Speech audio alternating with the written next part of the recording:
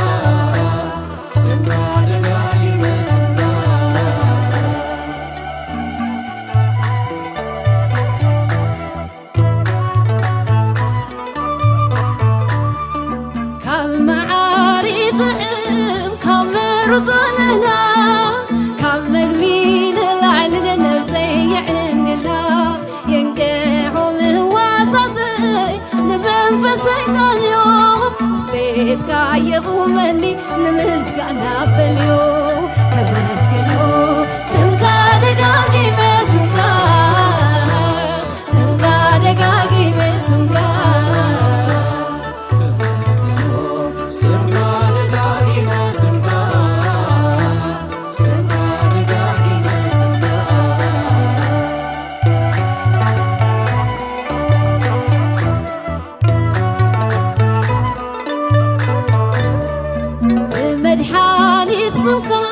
وترون كزوعو زي كبارت حقوث نوستي ملقو حايلي سنبع عندي كل بيت هيهجس كامل اسر مقفسك سواياتي تحس كمسكنو سمكا دقاقي بسمكا سمكا دقاقي بسمكا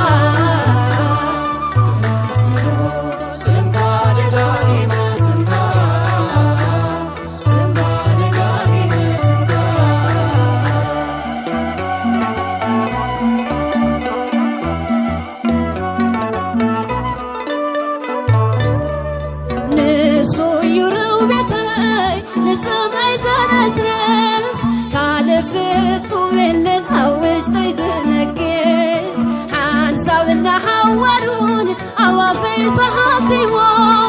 نان شاعي مثلي دقيمو دقاقيمو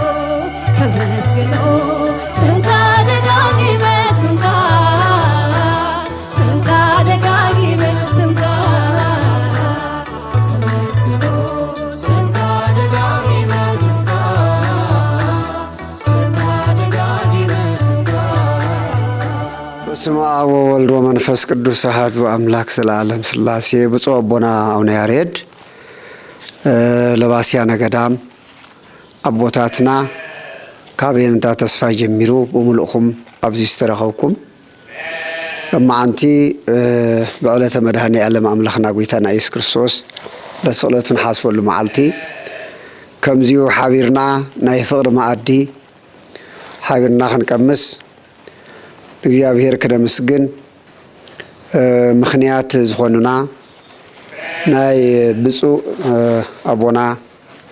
አቡነ አትናቴዎስ ናይ መንፈስ ቅዱስ ደቆም እቲ ናይ 3 ዓመት ድሕሪ ተኸቢድ ረዚን ሓላፍነት መስዋዕት ዝሓትት ሓላፍነት ርእስኻ ንህዝብኻ ሙሉእ ብሙሉእ እትህበሉ ከቢድ ረዚን ሓላፍነት ዝተቀበሉሉ ናይ ኤጲስቆጶስነት ማዕረግ ወይም ሓላፍነት ሳልሳይ ዓመቱ እዩ እሞ ነቦና በቦና ስም مستمعوا زلوا بوتاتنا لواسيان قدام تمعوا زلوا بوتاتنا من تبوناون أب هيوتهم أب زخد قصلا هيوتهم بزجور وحوارياوي أقلقلوتهم بيابهير بزبلس حيلن بتعن خبهم حلافنتهم بأقباو خواتسو بيابهير نخردهم أبوتاتنا بصلوت من تؤمن نخص الليلهم من تخلنا ون نخص الليو زي بسم أبوتاتنا بسم أبونا أو ناتناتيوس بصوبنا أو نسلامة افتدرج سلون تاوز عزخون أبوتات أكيبكم زانا يفقر معد قورولنا عدالولنا زبولنا بصوبنا أو ناتناتيوس كيكونوس ناي بصو أبونا أو ناتناتيوس ناي منفس قدوس دقاميو سلازي بزعلة زيو حاسيبنا بصو أو ناتناتيوس ترايكي كونه كالو اتبونا بوتات كلنا أبزي يقبئنا يقبئكم تباهلنا أبزي زلنا يو كبيد زمن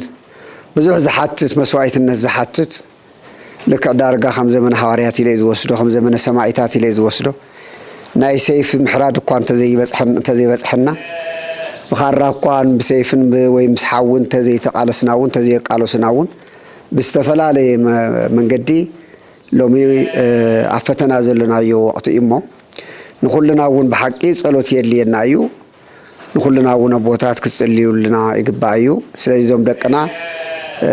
زياتهم يوم أدلاي زخونا وجه كل بعلاتهم شفينا لما أنت حبرنا نزقربلنا أدلاي زخونا كله بعلاتهم شفينهم دق بصعبنا من فسوان دقهم يوم صويام زنيو عاوزيو كله تفانقيل زلو أو قسم زلو بوتاتنا أفتتكال زلو بوتاتنا أفتندارأس زلو بوتاتنا أفتحتايون زلو بوتاتنا كلهم تاول دبا زوجو كلهم ليلا قليلا خيولو قالوا تون مسكر حويسكم زي معلتزيو حسوا لهم يوم نجيرو منازل لهمو نتوم دقنا ونا مسجنا نبونا ون عدمن تعنا نهابلنا أقلقلت بونت بصعون أتناتيوس تحر قلتوي نمبر تنكر رابونا يوم جنا بنسنت بعشل عدمي يوم كابزا استولدو لا تفطروا لا مدري زي ازرقتنا يا مدري تابيت سوم كم كلنا خدنا يو خيدوم ابدر عبايم تمرت متنا والد بات يمون بأونت بزقرم مننا بزقرم قدسنا بزقرم تحتنا زقلقلوا ابونا يو تاوالد باون فعاد املاخ وزيوم مسكدون مس عبيت ولدنا امنيرو بحر دار كيدوم سبعال بصو اون مقاريوس قروم زخون بونا حزب قجام ناون مقاريوس كم تارا ويم كم حدا لك أباسترا يكون زريهم زنبره تاون العالم مهندس يوم ونيرهم قدامات غيروا عبي بونا حابن زخونو أبتقراي تولدو دحار كم حنا زي تعدلنا خوي النمبر زوج قدساون باولوس نفتي بتركنا مسمسون تقراي العصر شو عاد تعمت مكراب زنورتلو تنزعانوا قدامات تزعانوا أنا قدانا تقراي زلو نقرات مليسهم كقانعي كل يوم تبهايلهم ناب تقراينا مزيم تمديهم زنور بونايم قرب معلتات أم قلة تقميتهم زخلو تريون إلالا زخلو أشفلت واتن تكون حنا نفلتو زخلو لك كم قداماوي يوحنس بصو أون يوحنس لك باس أقسم وذا كلن أديامات تقراي لك زنور بونا لك خمام ناتهم عصر تختيلهم أفتحصار جزية بزح مستنكر تاريخ صرح بونا أم أون مقاريوس سلازي بصو بونا أون أتناتيوس جنا بعشاء العدميهم أبهر دار ورافشن بد مسؤوم زنورهم تاومون بزح زلمدو زي زقسمو عبي حونان أبوناني تاو بمصالون تزقرميو تاو عبيين كاب كبر يوم كيدم تاو غسلمون أب سواس وبرهان قدس باولوس أفتلعون يتمرت سلطان أبزعته اللي يجون برختهم يمسحنا ناي كلهم برختهم يمسحنا كلهم تابز عالم حليفهم يوم ناي مسبوسو أبونا أو نمرحون بقول مدى حدا خم أفك أسيسون كوينهم أوشتهم كوينهم مستوم ليق أزي قد لك زي بحالو بونا مناني ብፁዕ ኣቦና ኣቡነ መርሃ ክርስቶስ እውን ሓቢሮም ዝነበሩ ዝተገልገሉ ዝተማሃሩ ምስጢር ዘጠናቀቁ ኣቦና እዮም ታው ቀፂሉ መበል ሳልሳይ ደረጃ እውን እግዚአብሔር ብዝፈልጦ ብዝገርም መንገዲ ምስ ኣቦና ኣቡነ መርሃ ክርስቶስ ኣብ ኮልፌ ምስ ነበሩሉ እውን በብፁዕ ቅዱስ ኣቡነ ጳውሎስ ሕዚ እውን እንደገና ምስ ተዘይ ቁፅሩን ተዘይ ተጋግየ ምስ 6 መነኮሳት ታፍቶም 6 መነኮሳት ኣብ ተጋሩን ኣምሓርኛ ተናገርትን ዝኾኑ ደቅና ድማ ናብ ካረቢያን ዝተባሃለ ዓዲ ተመሪጾም ዝኸዱ ኣቦና እዮም ነቶም ዝኸዱ እውን ብኩሉ መዳይ ብመንፈሳዊ ብኩሉ እውን ብዕድመ ስጋ ጥራይ ተይኮን ብዕድመ ጥራይ ከይኮነስ ብኩሉ እውን መራሓ ኮይኖም ንካረቢያን ዝተባሃለ ዓዲ ኸይዶም ኣብ ካረቢያን ዓዲ እናገልገሉ ጸኒሖም መቸም ካረቢያን ኢትዮጵያ ወፃ ኣሜሪካ ሓሊፍካ እዩ ዞም ጽቁር ዞም ናይ ጃማይካ ዝበሃል ወረተ ሊኩም ሓደ ዞም በቃ ናይ ኣምላኽና ሃይለ ስላሴ ክሳብ ዝብሉ ዝወፅሑ ዓድታት እዮም ዝኾነ ኮይኑ ኣብኡ እውን ከይዶም ብዙሕ ኣገልጊሎም ታው እዮም እምበኣር ናይ እግዚኣብሔር ፍቃድ ኮይኑ ኣነ ብሰሜን ኣሜሪካ ስለ ዝነበርኩ ሓቢርና ዝዓበና ደብረ ኣባይ ነርና ሞ ሰሜን ኣሜሪካ መፅኦም እውን ኣብ ፊላደልፊያ ዝበሃል ዓዲ ቤተ ክርስቲያን ኣማኑኤል የገልግሉ ነይሮም ብዙሕ ትሽዑ ወቅቲ ዝነበረ ሕማቕ ዘመን ስለ ዝኾነ ብዙሕ ፈተና ይበፅሕ ነይሩ 1988 ዓመተ ምህረት ከዓ ብፁዕ ቅዱስ ኣቡነ ጳውሎስ በረኸቶ ይምፅሓና ንዓይ ናብ ሃገር ቤት ኣትየ ከገልግል ንክልታ ዝተወሰነ ንዓይ ኢሎም ኣብፀውዑኒ እንደገና ድማ ናብቲ ኣነ ዝነበርኮ ስፍራ ዓዲ መፅኦም ነቲ ቤተ ክርስቲያን ሙሉእ ብሙሉእ ሓላፍነት ገና እንዲያውም ቤተ ክርስቲያን የገዘእናን ዝነበርና ህዝቢ ንኣኪብና ነርና ብፁዕ ኣቦና ድማ ነቲ ቦታ ተረኪቦም እንደገና በቲ ስም ናይቲ ቤተ ክርስቲያንና ቤተ ክርስቲያንም ገዚኦም ሕዚ ዓብይ ገዛ ኣብ ቤተ ክርስቲያን ተገዚኡ ኣብ ኣገልግሎት እናሃለው እዮም ታፍቶም 5 ናይ ወፃእ ኤጲስቆጶሳት እግዚአብሔር ሓሪዎም ብ2015 ተጋጌ ሓምለ 16 እዩ ኣብዛ ቅድስቲ ኣክሱም ንመጀመርያ ግዜ ገበዛ ኣክሱም ምስቶም ኣብ ሃገር ውሽጢ ዝነበሩ 6 ኤጲስቆጶሳት بحبار ما دم ما خوينهم إذا خبيت زولنا يو ما أرجع إبسكوبوسنا تقبلهم الله مال سلذي أكيدهم تريو خلنا كانوا عبايم بكملهم كاري نجاري ولون منا يوم نا زيوم يكون كانوا توبوتاتنا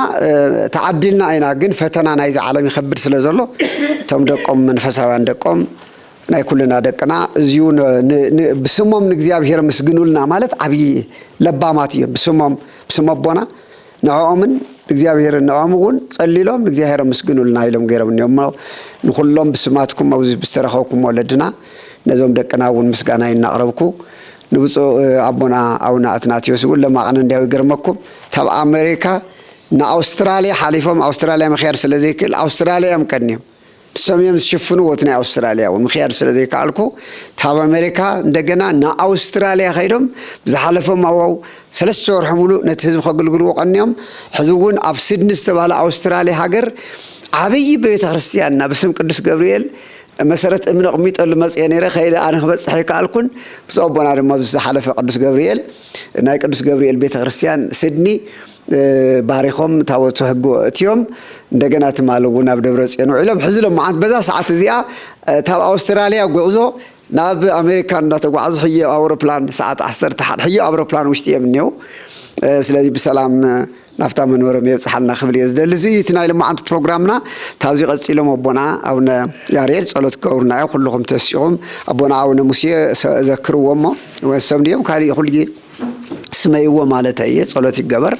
حارنا وخنا أتوب بنا حصل اليوم دحارون تمرت خول اليوم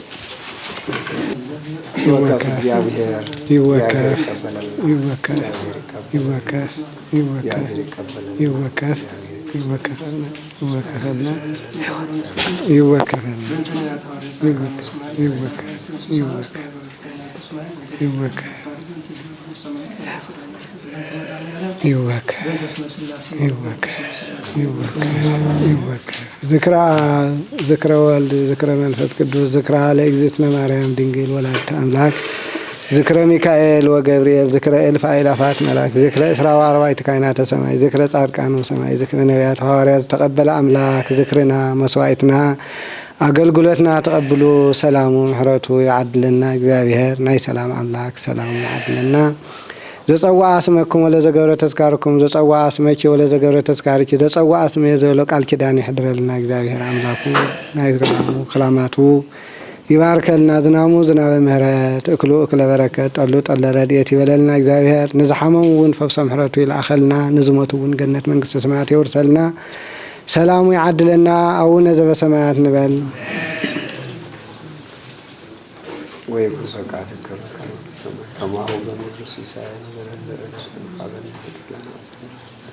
كما نحن نهرب لذا بسلام يتابع النبي واستمنسوا الله أتمنى والله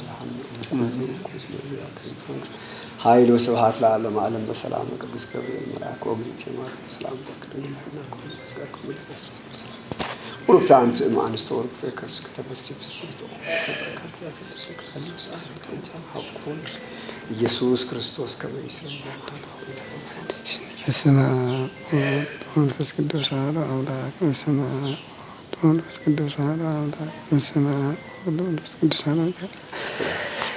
زينا وأملاكنا ومداننا يسوع كريستوس سرى حتى عالم يسرى لكم زجبركم ومنسكم اسكيزي أبو كائنات وأوديا وعقرت إجابير وأيمات إجابير ببسمكم كونوا فتحنا ونصحنا ودلوانا لمنكس السماوات جزيو معرنا كريستوس نول عصر تخلت جزيه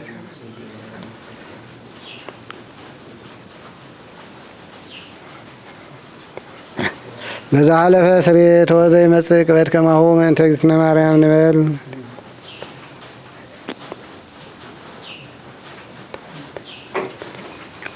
وجزي يسوع كريستوس سريات ياتي وهاتياتو كله كما سريات جاريفتان هيوتي ولنا جماري أنا ذكر دمه بهيوتي حللنا هنا كمسكنك لساني زغفتك تمسكن لي أنت لعول قويتا تايالون نديو كابخانديو كله تزمسكن لسان وبتك عند قلو كمسكنك لساني زغفتك تمسكن لي أنت لعول قويتا تايالون نديو كابخانديو كله تزمسكن لسان وبتك عند قلو حلمي واشتهي كله اتي عنيس بقو فتيمو تسمرن غازقادو يعبي يهزلخو كي تعرف سمخواني كابغا مخوانو لبين قرلي سسنحك عيوب بتسكخا عواتو انو ناي ولودكا كمسكنك لساني زغفتك تمسكن لي أنت لعول قويتا تايالون نديو كابخانديو كله تزمسكن لسان وبتك عند قلو عيدلني كالي مسكانا يسرحي علامة ينسونيو يابلاي حاقوسي كابيزو حديلتاتي زليني تواهبه سترفايلن فوريت غبيبه زوتك أيو كاب تببها حقوسو لومي ترغيبها كمسكنك لساني زغفتك تمسكن لي أنت لعول قويتا تايالون نديو كابخانديو كله تزمسكن لسان وبتك عند قلو طلعين تقوازمي حقوسي يعزليو تقاخانديو حايني نزيز حلو ፈተነን ተብዝሓለይ ክፍጽም ዕላምኡ ፈጣሪ ለኻኒ ፍጡር እንዲው ንሱ ዘይትጣኸስ ሓላውዬ ቃል ስእነሉ ሓጎስ ውሽጠይ ከመስገነካ ልሳነይ ዝኸፈትካ ተመስገነለይ አንታ ልዑል ጎይታ ታያሎን ድዩ ካባኻ እንዲሁ ኩሉ ትዘመስግን ልሳን ውበትካ እንድኣሉ ተስፋ ናይ መጻኢ ኢየሩሳሌመይ ክጎይየ ናብኣ ክቕጽል ሓጎሰይ ጀሚረዮ ኣለኹ ሰማያዊ ጉዕዞ ጸጋኻ ብዝሓለይ ጸኒዐ ክሕዞ ዓወተይ ባርኽ ክነብረለይ መንግሥትኻ ትኹን መፈጸምታ ከመስገነካ ልሳነይ ዝኸፈትካ ተመስገነለይ አንታ ልዑል ጎይታ ታያሎን ድዩ ካባኻ እንዲሁ ኩሉ ትዘመስግን ልሳን ውበትካ እንድኣሉ ከመስገነካ ልሳነይ ዝኸፈትካ ተመስገነለይ አንታ ልዑል ጎይታ ታያሎን ድዩ ካባኻ እንዲሁ ኩሉ ትዘመስግን ልሳን ውበትካ እንድኣሉ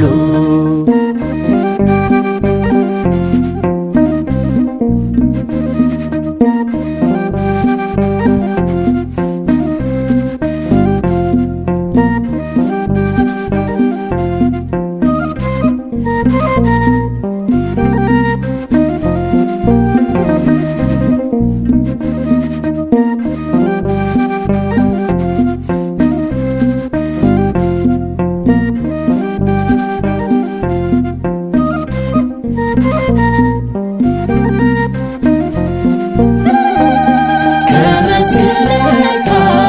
ልሳነይ ዝኸፈትካ ተመስገነለይ አንታ ልዑል ጎይታ ታያሎን ድዩ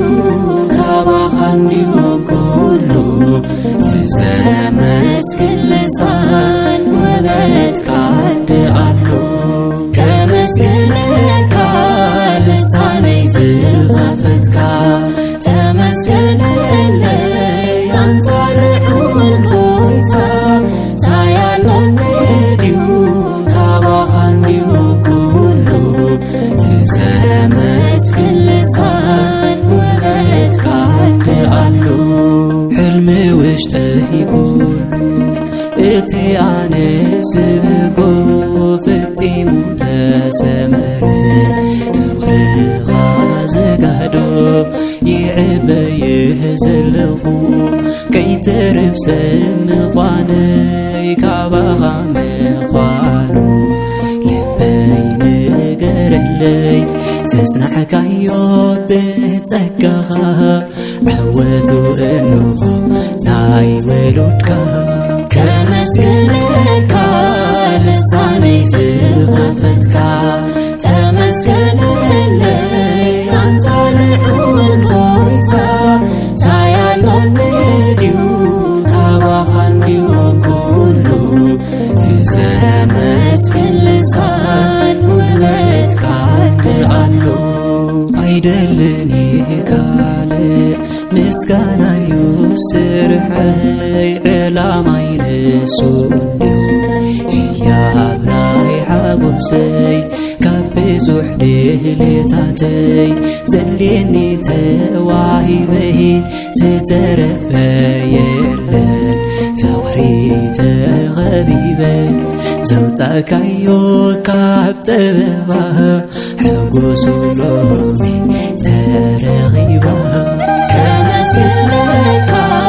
ልሳነይ ዝኸፈትካ ተመስገነለይ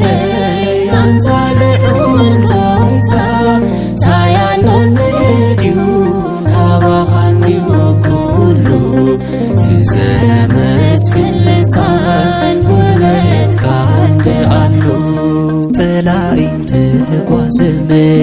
ሓጎስ ያጽልዎ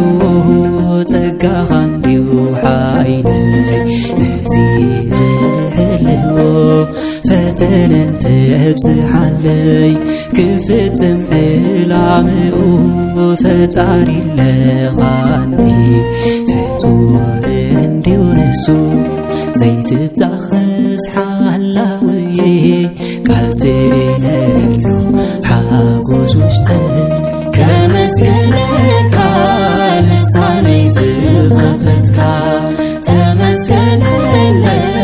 አንታ ልዑል ጎይታ ታያሎን ድዩ ካባኻ እንዲሁ ኩሉ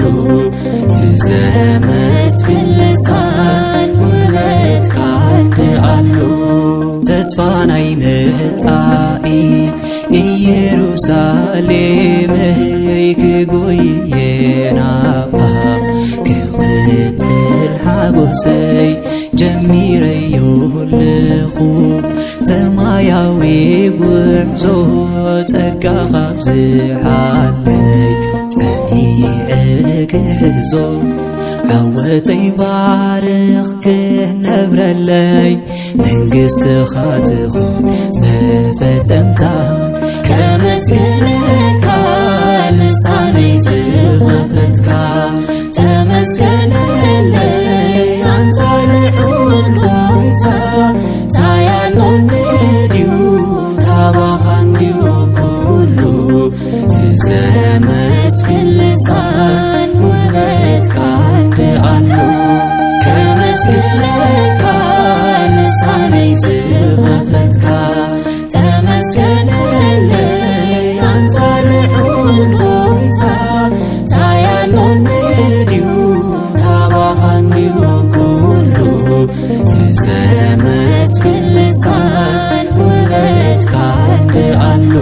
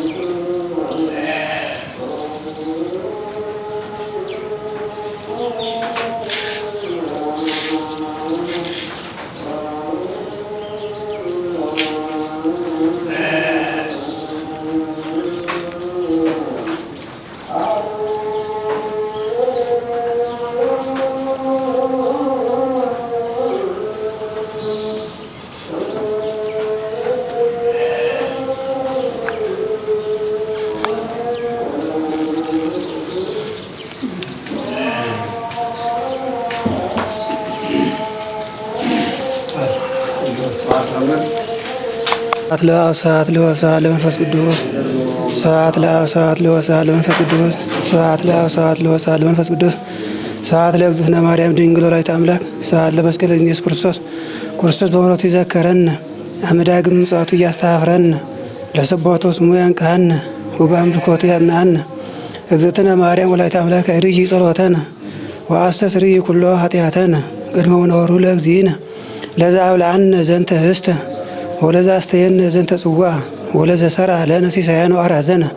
ወለዘ ተአገሰ ለነ ኩሎ ኃጢአተነ ወለዛ ሆነ ስጋሁ ቅዱሰ ወደሞ ክቡረ ወለዛ አጽሐነ እስከ ዛቲ ሰዓት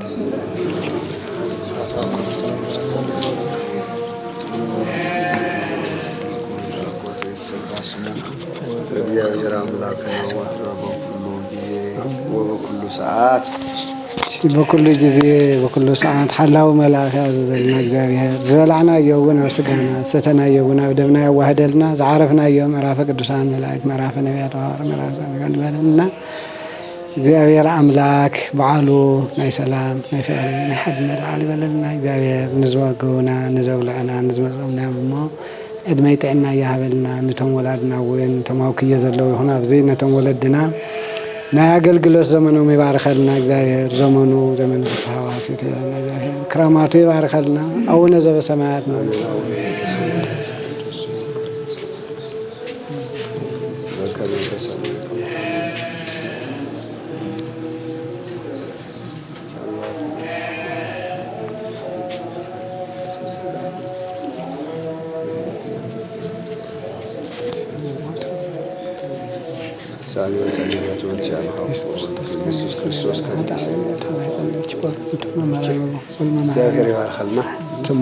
እስካለንበት እግዚአብሔር ከዚሁ ሰዓት ያደረሰን አምላካችን የተመሰገነ ይሁን። እግዚአብሔር ይስጥልን። አስቀድሞ ፈጣሪያችንን እናመሰግነዋለን። ስለ ፍጥረቱ ሁሉ ሲያዘጋጅ በየቦታው በየወገኑ በየሁሉ አዘጋጅቶ የፈጠረው አምላካችን ክብር ምስጋና ይግባው። አንድ ብልህ ሰው ቤት ሲሰራ ሳለ እንዲህ ያለ ቦታ ችግር በሆነ ጊዜ ተጠግቼ ምድንበት ጓዜ የማስቀመጥበት ብሎ ለይቶ በደስታ በሆነ ጊዜ ደግሞ በሰፊ አርጎ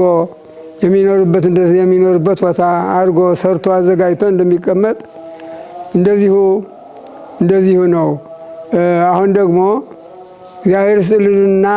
እኒህ አባታችን አቡነ አትናቴዎስ እሳቸውን የመሳሰሉ አባታችን እና አቡነ ሰላማም ሆነው ይሁሉ የሆነው ይህን ችግር እግዚአብሔር ምንም ሁሉ ራሱ ቢሰራው እኮ የሚመጣውን ከጥንት እስከ ተፍጻሜቱ ራሱ ስለሚያውቅ አምላካችን ይህ ለዚህ ቦታ ይሆናል፣ ይህ ለዚህ ቦታ ይሆናል፣ ይህ ለዚህ ቦታን እያለ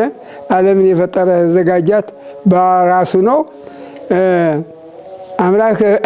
አልቦ ዘይቤሎ ዘንተ አሰነይከው ዘንተ አይሰምከ ነው። እግዚአብሔር ለምን ይንሰራህ ለምን ሰራ የሚል የለም። ራሱ ፈቃዱ ነው የሚያውቅ እንጂ እኛ እሱ አንደርስም። አንዳንዱ ድህና ጊዜ ሆኖ የድህናው ጊዜ መቀመጫ የሰራው አለ። እንደዚህ ደግሞ በኃጢአታችንም ሆነ ጊዜ በጊዜ በሚለወጥበት ጊዜ እንደገና የኃጢአቱን ዘመን ደግሞ ወላጆቹን የሚያስጠጋበት ቦታ አዘጋጅቶ የፈጠረ አምላካችን እናመሰግነዋለን። አሁን እነዚሁ አባታችን አቡነ አትናቴዎስ እሳቸውንና አባታችንና አቡነ ሰላማ ብዙም ናቸው፣ ደግሞ ማናውቃቸውም አሉ። የፈጠራቸው ይህን ችግር በዚህ ሀገራችን እንዲወርድ አውቆ የፈጠራቸው ናቸው። ለምሳሌ በብሉይ ኪዳን ሲሰራ የነበረ ነው። ዮሴፍን ያህል ወንድሞቹ ሽጠው ያን ሁሉ የዮሴፍ መሸጥ መድኃኒቱ ተገኝቶ ዘምስለ ዮሴፍ ተሰይጠ ይለዋል እኮ ሂዶ ያን ሁሉ ህዝቡ ዘር አትርፎ የእስራኤል እንደገና ዓለም እንዲሞላ ያደረገው በዮሴፍ መሸጥና ሰው ሀገር በመሰደዱ ነው። እንዲህ አሁን ደግሞ ይህ ችግር እንደሚመጣ አውቆ አሁን አባቶቻችን በዚህ በወፃኢ ያሉ አባቶቻችን ብዙዎች ናቸው፣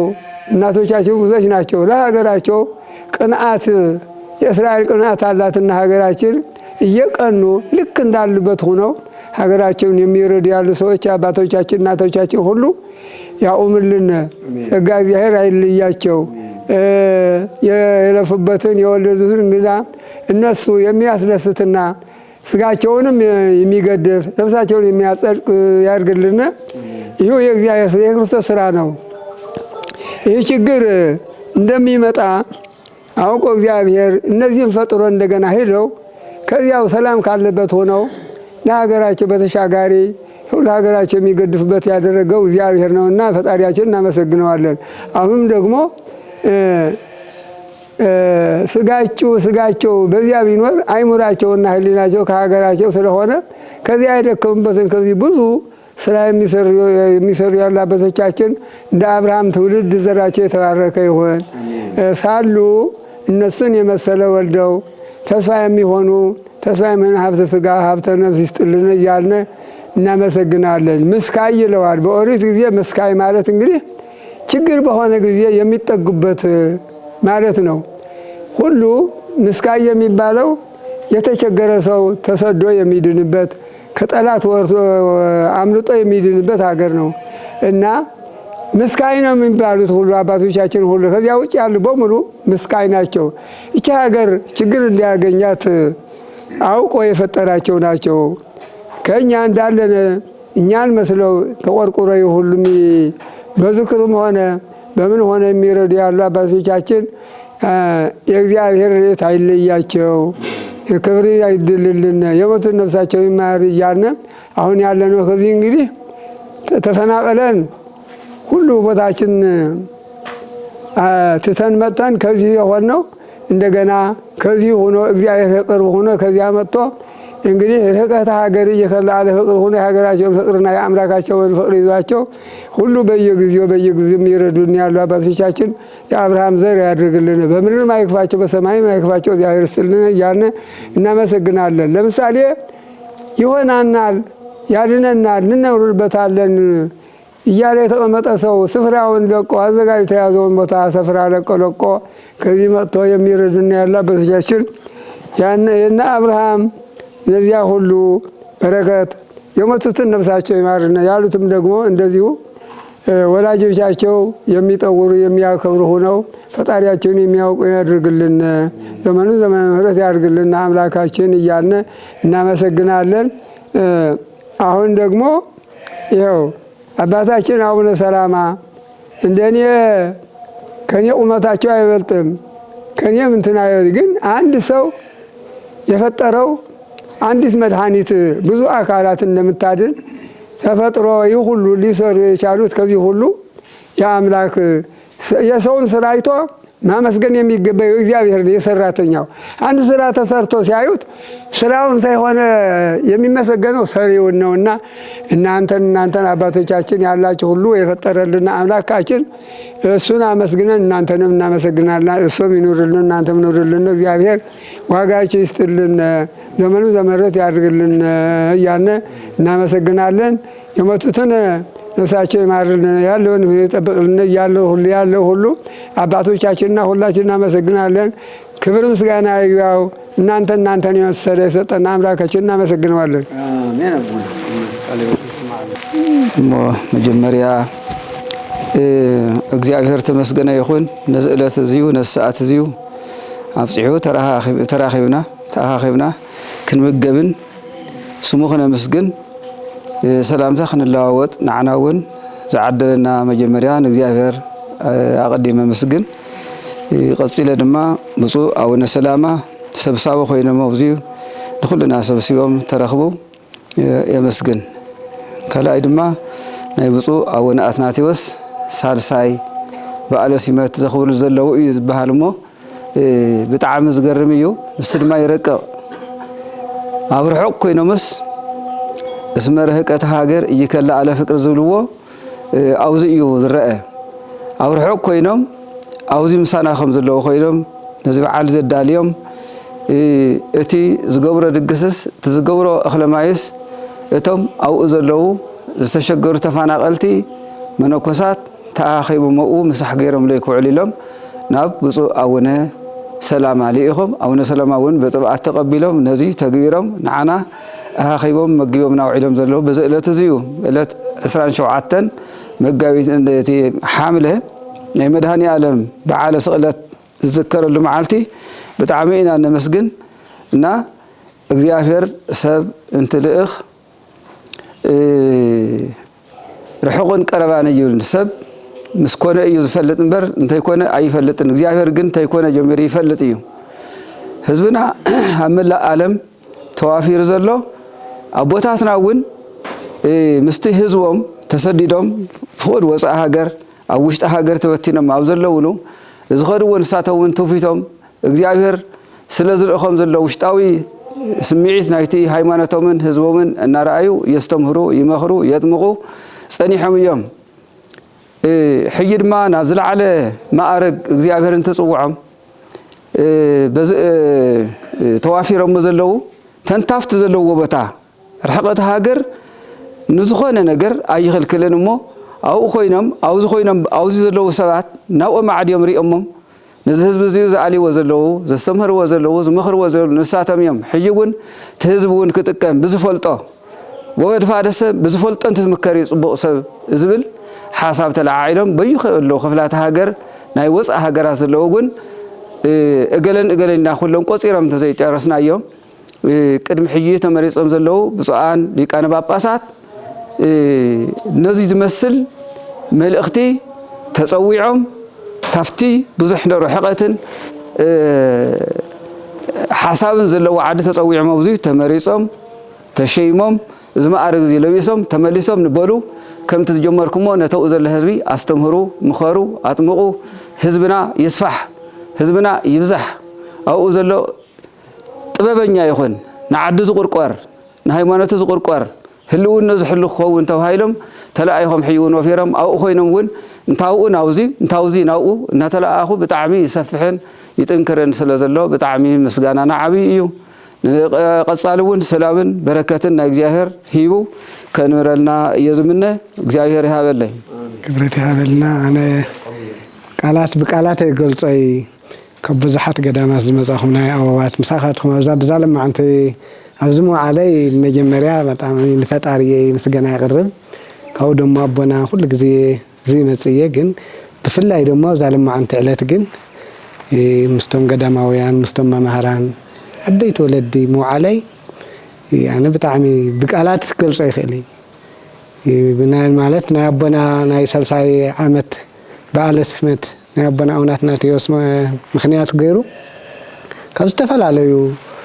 ኣድባራት ይኹን ገዳማት ይኹን ኣቦታት ዘለኹም ዘውዕልና ብጣዕሚ እዩ ቃላት ሓፅረኒ እዩና ኣቦና ከምቲ ዘለኹም ከምቲ መምህራን ዝገለጹሞ መምህራን ገሊጹኹም ሁሉ ነገራት ኣነ ግን ኣቦና ደሞ ብበለፀ ቶም ኣቦና ኣቡነ ሰላማ ንዓና ማለት ኳንስ ንትኻሊ ይኹንማ ንዓና ኣቦታት እውን ንዖም ዘምፅአልናስ ኩሉ ይፍለጥ እዩ ንሶም እዮም ዘለውና ኣብቲ ዝፍለጥ እውን ከምቲ ዝፍለጥ ኣፍ ይኹን እግሪ ይኹን ኢድ ይኹን ኩላት ከንዳኣና ተኪኦም ናትና ኣቦ ኮይኖም ናትና ኣፍ ኮይኖም ናትና ምግቢ ኮይኖም ዝነብሩ ለው ንሶም እዮም እቲ መከራ ግን ንዖም ይድበዝሖም ለ ንሕና ኩላትና ብድሕሮም ኮይና ኢና ንሶም ብትመነሩልና ንሶም ትቃለስልና ንሕና ከም ትፈልጥዎ ኣይንፍለጥ እውን ንሶም ግን ንዓለም ኩሉ ንህዝቢ ኩሉ ንቤተ ክርስቲያን ኩሉ ንሃይማኖቶም ኩሉ ብዙሕ ነገር እዩ ዝወፅሖም ሎ እና እዚ ነገራት እዚ ንክጠፍአልና እዚ ነገራት እዚ ከርሕቐልና ሃገርና ሰላም ክኾነልና ግን ናይ ገዳማት ናይ ኣቦታት ጸሎት እዩ እሞ ጸሎት ክትገብሩልና የላወየኩም ንዓና እውን ሃገርና እውን ሰላም ንክኾነልና እዚ መከራ እዚ እዚ ጭንቂ እዚ እዚ ሓዘን እዚ እዚ ስቃይ እዚ ዝመፁ ኣሎ እውን ንክርሕቐልና ጸሎት ኣብዛ ከዚ ኣብ ስዋዕየ ውፅእ ሰላም ሓሊፉልና ተሓጉስና ኢልና ዝነበረ ንርስዓሉ ዝነበረ ደይንዝክረሉ ዘመን የምፀልና እሞ ኣቦታትና ክብረት ይሃበልና ናቦና እውን ደሞ ዕድመ ይጥዕናይ ነቶም ወላድና እውን ናይ ኣገልግሎት ዘመኖም ይባርከልና ክብረት ይሃልና ቤተ እግዚአብሔር የትፈሐልና ክእል ይፈቱ ስሙ ኣቦና ኣቡነ ኣትናቴዎስን በቶም መንፈሳውያን ደቆም ይኸምስግን ለኩሉን ቅድሚ ኩሉን ኣቦታትና ካብ የነታ ተስፋ ጀሚሩ የንታምህር ኩልኹም ብፁዕ ኣቦና ዝመረቕኩምዎ ምርቓ ዓብዪ ምርቓ እዩ እግዚአብሔር ኣምላኽ ከም ተቐበሎ ሰብ ሙሉእ እምነት ኢና ስለዚ መንፈሳውያን ደቅና ናይ ብፁዕ ኣቦና ኣቡነ ኣትናቴዎስ መንፈሳውያን ደቂ ዝኾንክን ንሶም ብዘይ ተንተንዎ ብዘይ ሓሰብዎ መንገዲ እግዚአብሔር ዓብዪ ነገር ዝገበረሉ እዩ ከምቲ የነታ ተስፋ ደጋጊሞም ጠቃቅስዎ እግዚአብሔር ብዓላማ ንዓላማ ዘምፆም ኣቦታት እዮም ስለዚ ትንሶም ዝመፁሉ ግዜ ድማ አቦና እቲ መከራ ዝተቀበሉሉ ከቢድ ሓላፍነት በአግባቡን ተኸይድናሉ ክብሪ ዘለዎ እንተዘይ በአግባቡ እንተዘይ ከይድናሉ ድማ ዝሕትት ከቢድ ሓላፍነት ስለ ዝኾነ እዚ ተቀቢሎም ኣለዎ እሞ እታ ናይ በዓል ትንሳስ አቦታትና ብምዝካር አቦታትና ብምሕሳብ ምስ አቦታትና ክኸውን ኣለዎ ኢልክን እዚ ፕሮግራም ዘዳለኹም ደቂ መንፈሳውያን ደቂ ብፁዕ አቦና አቡነ አትናቴዎስ ደቂ ኩልና እውን ንሕና እውን ተዘይፈለጥናኩም እኳ ደቅና ኢኹም ብዓይኒ ስጋ እንተዘይረአናኩም ብዓይኒ ሃይማኖት ንጥምተኩም ደቅና ኢኹም እሞ ተመረቀ ምርቃ ሕዚ እውን አባኻትኩም ኩልኹም ይዕረፍ ሕዚ እውን በርትዑ እግዚአብሔር አምላኽ ናይ አቦኹም በረኸተ ይፈለኹም ናይ ተመረቀ ምርቃኹን ምሳኻትኩም ይኹን እየ ዝብል እታ መወዳእታ ክብላ ዝደሊ ግን ብፁዕ አቡነ ያሬድ ዝበልዎ እዩ ዘለናዮ ወቅቲ ናብ ጾም እውን ኸደሉ ድሕሪ 3 መዓልቲ 4 መዓልቲ ናብ እቲ ልሙድ ጾምና ናብ ኣዴና ቅድስት ድንግል ማርያም ንሳገረሉ ዘለና ኢና እዚ ስዋኤና እዚዩ ብጥብዓት ከምቲ ነቢይ እውን ደጋጊሙ ነቢያት እውን ዛረብዎ ክዳውንትና ምቅዳድ ጥራይ ከይኮነ ወጮ ሓመድ ጥራይ ብምክዳን ከይኮነ ንስኹም ዘሎ ኮይኑ እቲ ንገብሮ ነገር ኩሉ ክሳብ ናይ ሰዓታት ጾምና ምሕላው ከም ዘሎ ኮይኑ ግን ምስኡ ግን ልብና ብሙሉእ ብፍቅሪ ክቅደድ بأمنة كسنع أبصلي أبغى زلنا يقرأ تباهلنا زيابير كسمعنا بملء لبنا بملء حسابنا بملء منفسنا نابغ زيابير أملاخنا خنصلي فلاي كم حزبي كم تقرأ يكون كم إثيوبيا زحيزني هنا الوقتي كلتا سلسته فتناتا تبقدمي تطويل نهيو تحادق صاف حزبون شدشت عامز قصره نحزب تقرأ مكران نهيو حزبنا مكرأي نهي قسانة زبال نجار يلن توحالي فوق دمو زغلتي مع التقاء كسمعوا زي ندل نجارات سمعوا اللي زلوا وقت سلزخونا كم تقلال الله كم إثيوبيا ترينا يوون قالوا لاو زلنا له أما كرا زلنا يو وقت يو مثال سايد رجال تخونون ريال لنا عنا جافير جواري محرت وهذه السلام السلام محرت كنا أيو نحن تملس نخمل لسنا أيو دعنبر توقتون تخونا قدميتنا خنا الدالوز قبلنا أيو وزحات كبابتات كسابلو مكساب حملة سلام شو عتني لازمنا كسابلو مغنى بدرك زلوا حيزرينا زين الكل وتعت زلوا خنيتات تقول الرأس لزلوا عاوزين حزبنا خم قدمو خي عندنا خي بتاعتن حزبون تزقري زقري نهنا أجزاء زنامو زني ملنا نحرسنا زتكم نزقر بيتامنا حاسة جميرناون صبوا زنام هيونا كذافير كسع مسكرم زلوا عزرتنا زرينا ون برخات نخدم نبصح وتنتظر أول كعاد صوري ما ينخبنا كبرد نكاب بلعيتو خدحنا لنا زيون كلنا بطبعات نصلي له صومن ورحي يزلوا تجمع زيوم مسلوت حاسيرنا إننا زيافير مسكنا وانا زنور حدا يقول له تاتكوا زيافير مسكنا مول إخذ لهم كلهم تنكروا دتات تنكرا بوتات تنكروا كلنا عواز الليو زبليو زمرقكم ومرقا عدتات نزيز الدالوا بعد عدنا النونا مهوي ولا تميكائيل نايز قدام زيو نزم كل بوتاتنا دخمني ثلثون خيبلا قدام زيون كم قدام قصل كم تكال قصل كم زحيي ما أريجو خرّة لعل كلون ناي منا دنا مهوي ولا تميكائيل عبي نايما بس الجامع اللويو حزون كعدم مزيون الدالين سريحو خدمة جبراون سنن أفتحتي أنزل له عدك ناس لزخنا نعاتن ون زيافير أملاخ يبارخلنا قبل فتو قالوا تقول كعمنا أسيء زلوا بزي حنتو هبتو بزي حنتي دوموز نزي تكالو ون تكالو بوتاتنا أيلهم نامسوح يون زحجزنا زرادونا زنيو دكنا بمأخلنا استرخون زيافير أملاخ يبارككم يقدسكم حزون قدميت أنكرو خبل يدلمو يخبر لنا عاوزين ما يمر مودعتا بصلوة عاصينا تمرق كله بصلوة عريقنا ياو برنامجنا وزي خلي دحرونا بوتاتنا تليهم مسيوم ምግብታት ኣሎ እሞ ክብረት ይሃበልና ኣቦታትና ኣቦና ስም ክብረት ይሃበልና ብለለኹ ዝተመረቐ ምርቃት ይቀበለልና ዝገበሩ ኣደታትና ኣቦታትና ዝረድኡ ዝተራድኡ እግዚአብሔር ኣምላኽ ብመንፈስ ይርዳልና ዝቕበሎ ሰዋኤና ናይ ሰላም ይግበረልና ኣቦታትና እውን እግዚአብሔር ኣምላኽ ኣብ ልዕሊ ዕድመ ኣብ ልዕሊ ጸጋ ወሲኹ ትጽልይዎ ጸሎት ናብ ኣምላኽ ተቕርብዎ መስዋዕት ንጹህ ገይሩ ኣምላኽና ክቕበለልና እሞ ተቐቢሉና ዓና እውን በረኸት ንኾነና ሓይልን ብርታዕን ጸጋን በረኸትን ኩሉ ግዜ ይብዛሓልኩም ተወዲና ቅድስት ድንግል ማርያም በረኸት ረድኤት ይኽፈለና አቡነ ዘበሰማያት ንበል አቡነ ዘበሰማያት ይትቀደስ ስምከ ትምጻእ መንግሥትከ ፈቃድከ በከመ በሰማይ ከማሁ በምድር ሲሳየነ ዘለለ ዕለትነ ዘአበስረነ ኢታብአነ እግዚኦ ውስተ መንሱት አላ አድኅነነ ወባልሐነ ኩሎ እኩይ መዛከይት መንግሥት ኃይሉ ስብሐት ሰላም ቅዱስ ገብርኤል መልአክ ወእግዝእትነ ማርያም ሰላም ለኪ ድንግል ሆይ ናኮር ምስጋኩም እግዚአብሔር ጸዋ ሰላም ለኪ ቡሩክት አንቲ እማኑኤል ወርቅ ፍሬ ከርስኪ ተፈሥሒ ፍጹም ተዘጋ ሳሊ ወጸልም ወንቲያና ሀፍቅሩ ልክ ኢየሱስ ክርስቶስ ከመ ይስረይልና ኃጣውእ ቤተ እግዚአብሔር ይስፍሐልና እግዚአብሔር ይፍታሕ ዝብላዕ ብልዑ ስተስተይ እንዳበሉ እዮም